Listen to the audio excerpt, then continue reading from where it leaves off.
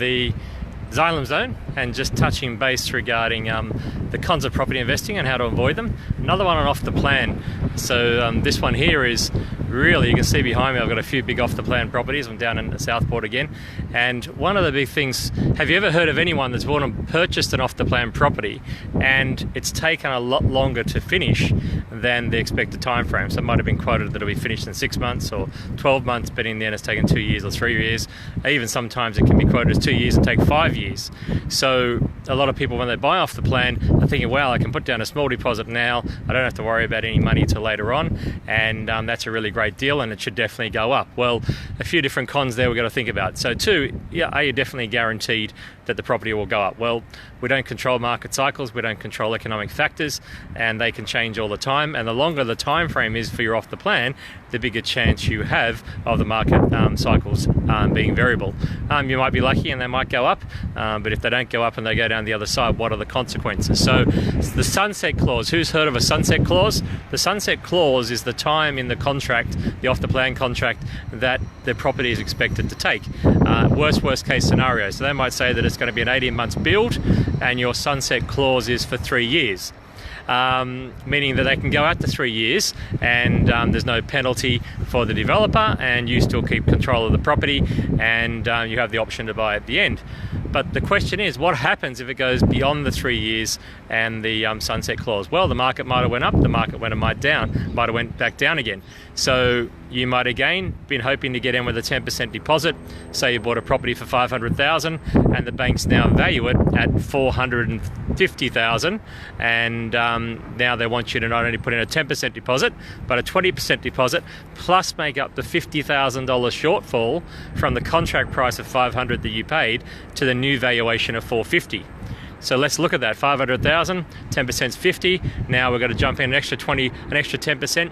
So we're up to 100 grand for a 20% deposit at an 80% LVR, and with a valuation shortfall of $50,000. So now we're going to put in an extra $100,000 to buy the property that we'd hoped to get into for just $50,000, and we're buying an asset that now has devalued. So that's one aspect you have to consider: the market going up, the market going down, how that'll affect your deposit, how that'll affect the loan at the end. These are things you need to be watching and monitoring and talking to your broker about.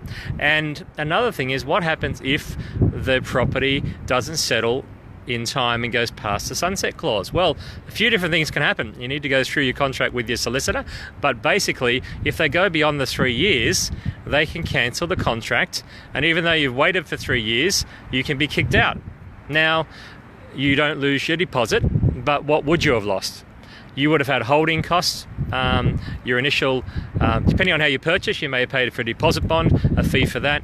You may have paid for a bank guarantee. You may have just had cash sitting in the bank that was tied up and you couldn't use elsewhere. And 3 years of holding costs, if you borrowed the money from equity out of your home or another investment property, that's 3 years of interest that you would have had to cover as well. Plus, you would have had to engage a solicitor, and they're big contracts off the plan. So the reality is you would have had to pay legal fees of at least 50% and maybe more, even though the contract's been cancelled.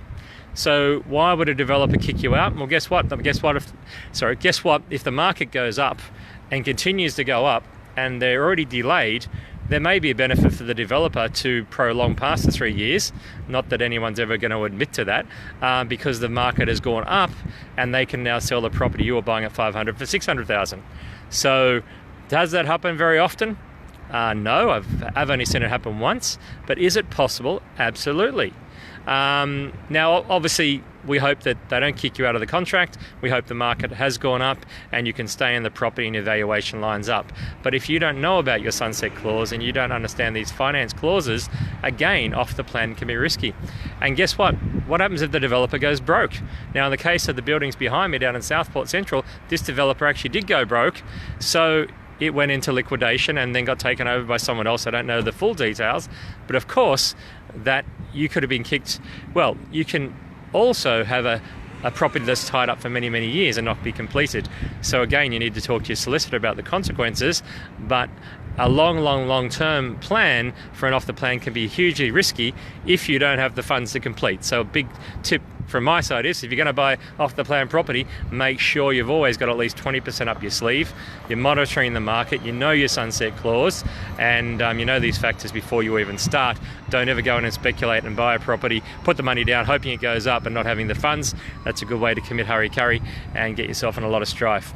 But yeah, keep those things in mind. Finance is a key with off the plan. You can definitely get it right and get a good result, but there's a lot more things that can go wrong with this strategy.